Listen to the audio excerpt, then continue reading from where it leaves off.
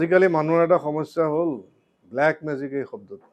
মানুহক বিভিন্ন ধৰণে এই কথাবিলাকে ইনফ্লুৱেঞ্চ কৰিছে ছ'চিয়েল মিডিয়াৰ পৰা, বিশেষকৈ ইউটিউব, ফেচবুক হওক, আৰু বহুতো নতুন নতুন বাবাজী ওলাইছে, তান্ত্ৰিক, এই তন্ত্ৰ।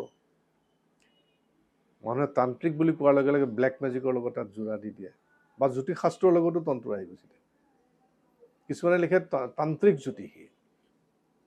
তাৰ আগতে জানিব লাগিব তন্ত্ৰৰ লগত জ্যোতিষৰ কোনো সম্পৰ্ক নাই, তন্ত্ৰৰ লগত ব্লেক মেজিকৰ কোনো ডাইৰেক্ট কোনো সম্পৰ্ক নাই। মই এটা কথা কৈছোঁ, তন্ত্ৰ মানে হৈছে নেটৱৰ্ক।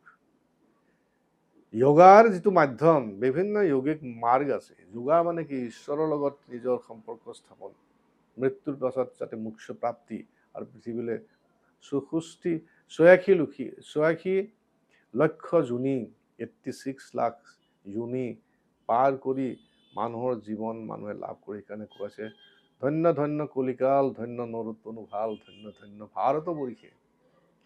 যে কলিযুগত মানুহৰ জীৱনটো হৈছে শ্ৰেষ্ঠ জীৱন। কিয় কাৰণে? কলিযুগত মানুহে ঈশ্বৰৰ নাম লাভ কৰিব পাৰে, বিশেষকৈ ভক্তি মাৰ্গ। কিন্তু কথা হ'ল কি, যৌগিক মাৰ্গটোত বিভিন্ন পন্থা আছে। জ্ঞান মাৰ্গ, সাংখ্য মাৰ্গ, ভক্তি মাৰ্গ, জপ যোগ, মন্ত্ৰ যোগ, যেনেকৈ তন্ত্ৰ যোগ। হোৱাট ইজ তন্ত্ৰ? তন্ত্ৰ মিনছ নেটৱৰ্ক। আৰু সেইকাৰণে শব্দ কিহক ইউজ কৰে? গণতন্ত্ৰ মানে মানুহৰ দ্বাৰা, জনসাধাৰণৰ দ্বাৰা শাসনৰ নেটৱৰ্ক। ৰাজতন্ত্ৰ, ৰজাৰ দ্বাৰা শাসনৰ নেটৱৰ্ক। আমোলাতন্ত্ৰ, আমোলা অফিচাৰৰ যোগেদি নেটৱৰ্ক। নেটৱৰ্ক মিনছ, তো তেনেকুৱাকে আমাৰ যিটো নেটৱৰ্ক আছে, মানুহৰ সূক্ষ্ম শৰীৰ, স্থূল শৰীৰ মিলাই পঞ্চভূত, অগ্নি, পৃথিৱী, বায়ু, জল, আকাশ তত্ত্ব, ত্ৰিগুণ, সত্য, ৰজগুণ, তমগুণৰ পৰা পঞ্চমহাভূত হ'ল, তাৰপিছত পঞ্চ তন্মাত্ৰ, পঞ্চ ইন্দ্ৰিয়, পঞ্চকোষ। শৰীৰটোক 5টা ভাগত ভাগ কৰা হৈছে: অন্নময় কোষ, প্ৰাণময় কোষ, মনোময় কোষ, বিজ্ঞানময় কোষ, আনন্দময় কোষ। 7টা চক্ৰ: মূলাধাৰ, স্বাধিষ্ঠান, মণিপুৰ, অনাহত, বিশুদ্ধি, আজ্ঞা চক্ৰ। তাৰ উপৰিও দেহৰ সন্ধিবিলাকত আছে, বিভিন্ন অংগ প্ৰত্যংগবিলাকত আছে বহুতো সৰু সৰু চক্ৰ, নাৰীজবিলাক আছে। পঞ্চবায়ু, প্ৰাণ, আপান, ব্যান, সমান, উড়ান, পঞ্চ উপপ্ৰাণ, ধনঞ্জয় প্ৰমুখ। তো এই গোটেইবিলাকৰ এটা নেটৱৰ্ক ক্ৰিয়েট কৰা হয়। যেনেকৈ আমি মোবাইলত এটা নেটৱৰ্ক নহ'লে আমি কাৰো লগত কানেকশ্যন কৰিব নোৱাৰোঁ। মোবাইলটো আছে, ফোন মাৰি আছে, আমি কি কওঁ যে নেটৱৰ্ক নাই? নেটৱৰ্ক ইজ তন্ত্ৰ। তো সেই টেকনিকত, সেই গোটেইখিনি কথা এই কম সময়ৰ ভিতৰত আপোনালোকক ক'ব নোৱাৰিম। সেই টেকনিকৰ সহায়ত সেই ছিষ্টেমবিলাকৰ সমগ্ৰ ব্ৰহ্মাণ্ডৰ লগত কানেকশ্যন হয়। সেই কানেকশ্যন হোৱাৰ পাছত সেই যিটো সত্তাৰ লগত আপুনি কানেক্ট কৰিব বিচাৰিছে, তাৰ লগত আপোনাৰ কানেক্ট হৈ যায়, ডাইৰেক্ট কানেকশ্যন। আৰু সেই শক্তিক যেতিয়া কানেকশ্যন হ'ব, তাৰ মাজেদি আত্মাই পৰমাত্মাৰ লগত মিলন হ'ব। আৰু ঈশ্বৰ প্ৰাপ্তিৰ বাবে বিভিন্ন মাৰ্গৰ ভিতৰত তন্ত্ৰ মাৰ্গ। ইমান 5000-6000 বছৰৰ আগত শত্ৰু নিধন কৰিবৰ কাৰণে এইবিলাক, বা কাৰোবাৰ লগত যি সৎকৰ্মৰ কথা মানে কোৱা হৈছে, মাৰণ, বিদ্বেষণ, উচাটন, আকৰ্ষণ, বা বিভিন্ন শান্তি ক্ৰিয়া, এই গোটেইবিলাক আছিলে মোক্ষ প্ৰাপ্তিৰ কাৰণে। মই নিজে তন্ত্ৰ দীক্ষা মই গৌতমীয় তন্ত্ৰ মতে লৈছোঁ। এতিয়া চাপ'জ গৌতমীয় তন্ত্ৰ, বৈষ্ণৱ তন্ত্ৰ। বহুতে তন্ত্ৰ বুলি ক'লে কি হয়?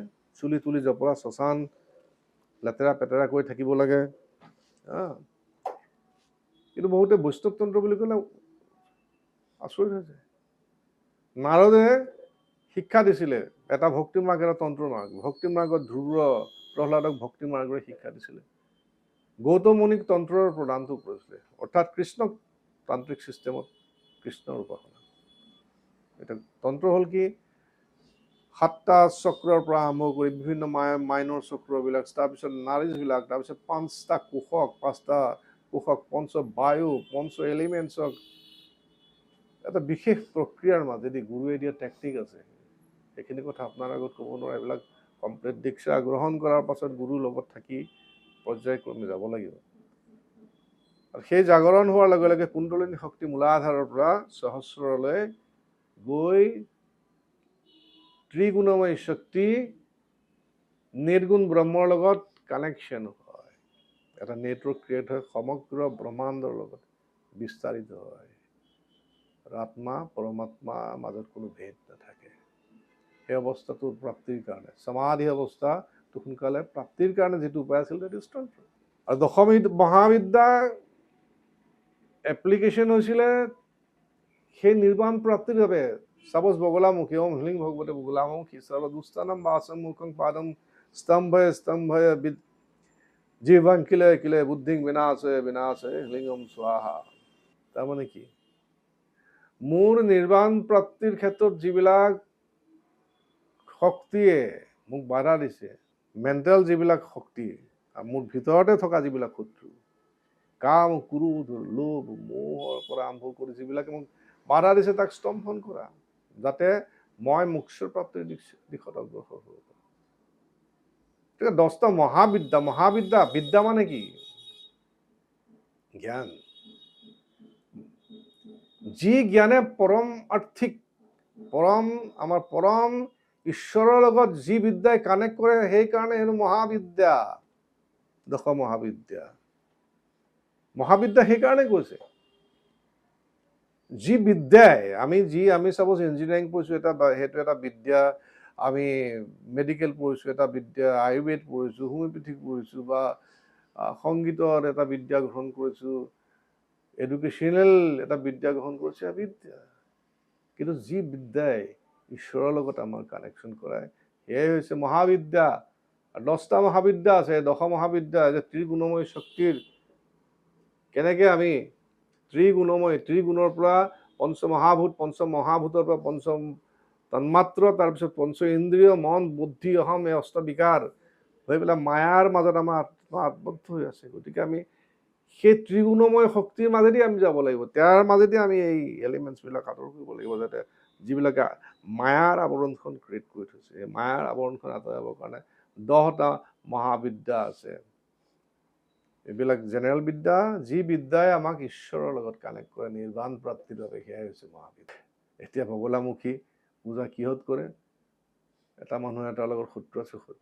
মই এটা কথা কৈছোঁ, এটা এক্সাম্পল দিছোঁ। এজন চোৰ আছে চাপোজ, সেই চোৰটোৰ কাৰণে পুলিচটোতো শত্ৰু। গতিকে সেই পুলিচটোক স্তম্ভন কৰিবৰ কাৰণে বগলামুখী যদি পূজা কৰে, বগলামুখী মান্তি হ'ব জানো? এটা কথা মনত ৰাখিব, প্ৰকৃতিয়ে কেতিয়াও ঈশ্বৰৰ বিৰুদ্ধাচৰণ কাম নকৰে। প্ৰকৃতিৰ নিয়ম, ঈশ্বৰৰ বিৰুদ্ধাচৰণ কৰি আছে অকল মানুহে, কোনো জীৱ জন্তুৱে কৰা নাই। জীৱ জন্তুৰ পৰা আৰম্ভ, পশু পক্ষীৰ পৰা আৰম্ভ কৰি সকলোৱে প্ৰকৃতিৰ নিয়ম পালন কৰি আছে। আমাৰ ভাৰতীয় সংস্কৃতিৰ, ভাৰতীয় দৰ্শনৰ এটা মূল বস্তু আছিলে কি? বসুধৈৱ কুটুম্বকম। অকল পৃথিৱী বুলিয়ে নহয়, সমগ্ৰ বিশ্বব্ৰহ্মাণ্ডে আমাৰ যদি মাতৃ হয়, ইয়াৰ জন্ম দিয়া প্ৰত্যেকটো বস্তুৱে, গছ লতা প্ৰাণী, নদী জুৰি পাহাৰ পৰ্বত, সকলোবিলাকে আমাৰ ভাই ককাই ন। নদীখনতো আমি জাবৰ পেলাইতো সেইখন যদি মোৰ মা, গংগা মোৰ মা বুলি কৈছোঁ, পদ্মা মোৰ মা বুলি কৈছে, তাতেতো আমি গৈ পেলাই পলিউশ্যন বস্তুবিলাক, বেয়া বস্তুবিলাক পেচাবোৰ কৰি দিছে কোনোবাই। নিজৰ মাক যদি আপুনি আৱৰ্জনা, আপুনি নিজৰ মাক জানো আমি দলিয়াই দিব পাৰোঁ? নিজৰ মাক দলিয়াই দিব পাৰোঁ? সেই কাম কোনে কৰিছে? মানুহে কৰিছে। গতিকে কথা হ'ল কি, এই প্ৰকৃতিৰ বিৰুদ্ধাচৰণ কোনো দেৱ দেৱীয়ে নকৰে।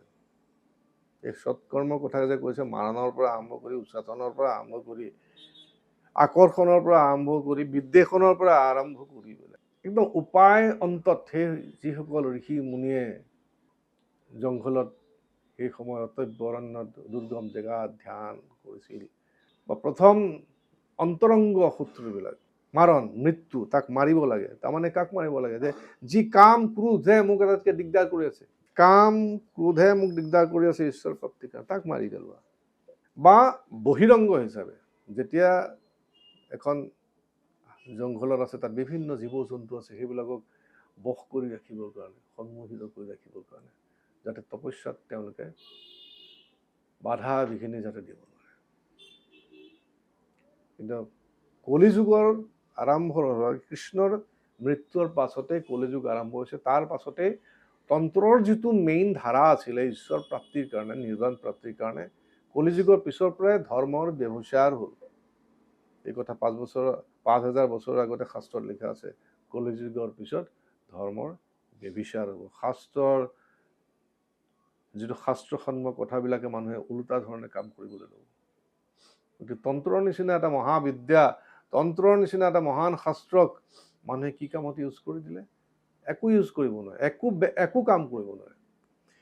এই যে তন্ত্ৰৰ মাজত যি শক্তি আহিলে, শক্তি কেতিয়াবা সত্য, ৰজ আৰু তমগুণ, কিছুমান তমগুণী কামত প্ৰথম ব্যৱহাৰ কিছুমানে যদি ব্যৱহাৰ কৰে, জীৱনত অকল এবাৰহে কৰিব পাৰিব। মই আপোনালোকক এইটো ডাঙৰ সত্য কৰিছোঁ। কোনোবা যদি দাবী কৰিছে যে মই এইটো কৰিব পাৰোঁ, এইটো কৰিব পাৰোঁ, সি জীৱনত অকল এবাৰহে কৰিব পাৰিব। কিয় কাৰণে কৈছোঁ? তাৰমানে আপুনি যদি ইলেক্ট্ৰিচিটিৰ বিল নিদিয়ে নহয়, আপুনি যদি কিছুমান গভৰ্ণমেণ্টত যদি এগেইনষ্টত কাম কৰে, আপোনাকতো পুলিচে এৰেষ্ট কৰিব। বা আপুনি যদি লাইটৰ বিল দিয়া নাই, আপোনাৰ ঘৰ কানেকশ্যন কাটি দিব। গতিকে প্ৰকৃতিৰ বিৰুদ্ধ কাম কৰাৰ পাছত সেই শক্তিৰ লগত আপোনাৰ কানেকশ্যনটো কাট হৈ যায়, কাৰণ এণ্টাইটিছবিলাকে সেই কানেকশ্যনটো নিদিয়ে। যিকোনো বস্তুৰ লগত কানেকশ্যন হ'বলৈ হ'লে আমি এণ্টাইটিছবিলাকেহে সেই কানেকশ্যনটো দিয়ে। আমি ধ্যানত বহাৰ লগে লগে সেই এণ্টাইটিছবিলাকে কানেকশ্যন কৰে। সেইটো কাৰণেতো তেওঁলোকক লগত সম্পৰ্ক স্থাপন কৰা হয়। গতিকে তাৰ কাৰণে আপোনালোকে ভয় কৰিব নালাগে। মই এটা চিম্পুল কথা কৈছোঁ, আমিতো সকলো বস্তু টেষ্টিং কৰোঁ। যিবিলাক মানুহ দাবী কৰে মই আপোনাক এইটো কৰি দিম, এইটো কৰি দিম, আপোনাৰ আমুকৰ লগত আমুক কৰি দিম, তামুক কৰি দিম, এটা কথা ক'বচোন আপুনি, এই 6টা বিদ্যাৰ ভিতৰত এটা হ'ল স্তম্ভন। মই বহুতক এইটো উপদেশ দিওঁ। আপোনাক চাপ'জ দাবী কৰিছে যে মই আপোনাক আমুকটো কৰি দিম, বোলে আপোনাৰ পাৱাৰটো আছে নে আমি চাওঁ। কাৰণ গভৰ্ণমেণ্টেও বহুত বিভিন্ন দৰৱ চৰৱ উলিয়ালে লগে লগে এইটো টেষ্টিং কৰে ন, যে টেষ্টিংটো আমি কৰিম আমি গ্ৰহণ কৰাৰ আগত। আপুনি ক'বচোন, স্তম্ভন মানে হৈছে মানুহক স্তম্ভন কৰি দিয়া। মানে সি এটা বস্তু হৈছে মানুহক লৰচৰো কৰি দিব নোৱাৰে, যিকোনো মানুহে কথা ক'ব নোৱাৰা হৈ যায়, বা মানুহৰ ব্ৰেইনটো স্তম্ভন কৰি দিয়া। মই আপোনাক টেষ্টিং কৰিম, মই বাকীকেইটা মই বিদ্যা আপোনাৰ আছে বুলি মই এবাৰ বিশ্বাস কৰিম, মই তেতিয়া আপুনি আমুক কৰি দিব পাৰে, তামুক কৰি দিব। মই আপোনাৰ নাকতে ইয়াতে প্ৰচণ্ড এটা ঘোচা মাৰিম, আপুনিতো বহুত ডাঙৰ বাবা, বহুত ডাঙৰ তান্ত্ৰিক হয়, নাকত ইয়াত পূৰা পোনে পোনে মাৰিম এটা ঘোচা, আপুনি এইটো ৰাখি দিবচোন। তাৰপিছত মই আপোনাৰ শৰণ ল'ম, আৰু আপোনাৰ বাকী আপুনি দিয়া বিধান, আপুনি দিয়া তাবিজ, আপুনি দিয়া কবচ মই তেতিয়া ধাৰণ কৰিম। প্ৰথম মই প্ৰমাণটো বিচাৰিছোঁ 6টা কৰ্মৰ ভিতৰত। মাৰণ আছে, আপুনি মানুহ মাৰি দিব পাৰিব। আকৰ্ষণো আপুনি কৰি দিব পাৰিব, কিবা আকৰ্ষণ কৰি বিদ্বেষণো কৰি দিব পাৰিব, আপুনি উচ্চাটন কৰিও কাৰোবাক পাগল কৰি দিব পাৰিব, মই বিশ্বাস কৰিছোঁ। এটা বস্তু মই মুখামুখিকৈ চাব বিচাৰিছোঁ, আপোনাৰ নাকতে মই এটা প্ৰচণ্ড ঘোচা মাৰিম, প্ৰচণ্ড ঘোচা এটা মাৰিম, আপুনি এইটো স্তম্ভন 6টা কৰ্মৰ এটা স্তম্ভন দি পেলাই ষ্টপ কৰি দিব আপুনি। তাৰপিছত মই আপোনাৰ কবচ ধাৰণ কৰিম, আপোনাৰ তাবিজ ধাৰণ কৰিম। সেইটো প্ৰমাণ আপোনালোকে চাই ল'ব, তাৰপিছত আপোনালোকে সেইটো মাৰ্গত যাব। আদাৰৱাইজ আপোনালোকে এটা ধৰি ল'ব যে ঈশ্বৰে প্ৰকৃতিৰ নিয়ম বিৰুদ্ধ কাম কৰিবলৈ কাকো শক্তি নিদিয়ে, আৰু সি যদি কৰিছে এবাৰহে পাৰিব, তাৰপিছত সেই কানেকশ্যন হেৰি হৈ যায়, আৰু সি বিভিন্ন কৰ্মফলৰ মাজত বন্দী হৈ যায়, কৰ্মফলৰ মাজত বন্দী হৈ যায়। তাৰ ফল অকল তেওঁ বুলিয়ে নহয়, গোটেই পৰিয়ালৰ, সেই ব্যক্তিজনৰ সমগ্ৰ পৰিয়ালে তাক গ্ৰহণ কৰিব। ময়ো তন্ত্ৰ প্ৰেক্টিছ কৰোঁ, কিন্তু ঈশ্বৰ প্ৰাপ্তিৰ বাবে, নিৰ্বাণ প্ৰাপ্তিৰ বাবে, মোক্ষ প্ৰাপ্তিৰ বাবে। শাস্ত্ৰত যি যোগা শাস্ত্ৰত যি মোক্ষ প্ৰাপ্তিৰ কথা কৈছে, সেই প্ৰাপ্তিৰ বাবেহে কৰোঁ। কোনো বেজালি কৰিবৰ কাৰণে এইবিলাক যে হেৰি, বহুতে মানুহে মোৰ বিষয়ে ক'ৰবাত শুনি পেলাই আহে এইবিলাক ক'বলৈ, তেতিয়া মই এনেকৈ বুজাই পেলাই পঠিয়াই দিওঁ। তন্ত্ৰ হৈছে ঈশ্বৰ প্ৰাপ্তিৰ কাৰণে, বেপাৰ কৰিবৰ কাৰণে নহয়। এতিয়া ভাৰতীয় সভ্যতা সংস্কৃতিৰ যিবিলাক শাস্ত্ৰ দিছে, এইবিলাকক লৈ খুব বেপাৰ বাণিজ্য হোৱাৰ কাৰণে মই কৈছোঁ। আজিকালি মই দেখিবলৈ পাইছোঁ, দুটামান প্ৰথম ফেচবুকত বেলেগ কিতাপ, ৰাস্তা কিনাৰত পোৱা কিতাপ চাই খুব লিখে, আমুক মন্ত্ৰ, তামুক মন্ত্ৰ, তামুক মন্ত্ৰ, তামুক মন্ত্ৰ। তাৰপিছত দেখিব তাত কিছুমান কমেণ্ট আহে, আপোনাক কেনেকৈ লগ পাম? লগ পোৱাৰ লগে লগে আৰম্ভ হৈ গ'ল, বাবাজী হৈ গ'ল তাৰমানে। গতিকে এনেকুৱা বাবাজীৰ, ছ'চিয়েল মিডিয়াৰ বাবাজীৰ তাত নাযাব। যিসকল সিদ্ধ পুৰুষ আছে, হিমালয়ত আছে এতিয়াও, মোৰ স্বামী, মোৰ যি গুৰু আছিলে ব্ৰহ্মানন্দ গিৰি, হিমালয়ান যোগী আছিলে, 88তে এইবিলাক দীক্ষা প্ৰদান কৰি থৈ গৈছে, এইবিলাক জ্ঞান দি থৈ গৈছে। নহ'লে মই ইমান কঠিন ৰাতিপুৱাৰ পৰা গধূলিলৈ শ্বুটিং কৰি আকৌ ৰাতি মিউজিক কৰা এই প্ৰফেশ্যন নাথাকি ময়ো এইবিলাকত কি ক'ব বিচাৰিছোঁ আপুনি গম পাইছে। গতিকে কৰ্মফলৰ মাজত যাব কোনেও নিবিচাৰে। কৰ্মফলত যোৱা মানে আপুনি কৰ্মফল ভোগ কৰিব লাগিব। শাস্ত্ৰ ঈশ্বৰ প্ৰাপ্তিৰ বাবে, শাস্ত্ৰ ব্যৱসায়ৰ বাবে নহয়। আৰু মই সেইটো কাৰণে এষ্ট্ৰলজিৰ যিখিনি ক্লায়েণ্ট আহে তেওঁলোককো আধ্যাত্মিকভাৱে নিওঁ। যিখিনি কৰ্মফলৰ কাৰণে তেওঁলোকে তেওঁলোকৰ কৰ্মৰ ফল ভোগ কৰি আছে, কিদৰে তাৰ মাজেদি আগবাঢ়িব লাগিব, কিদৰে তাৰ প্ৰতিকাৰ গ্ৰহণ কৰিব লাগিব, কিদৰে আকৌ ঈশ্বৰৰ দিশত যাব লাগিব যাতে সেই কৰ্মফলৰ পৰা মুক্তি পায়, তাকে মই বুজাই দিওঁ। নমস্কাৰ।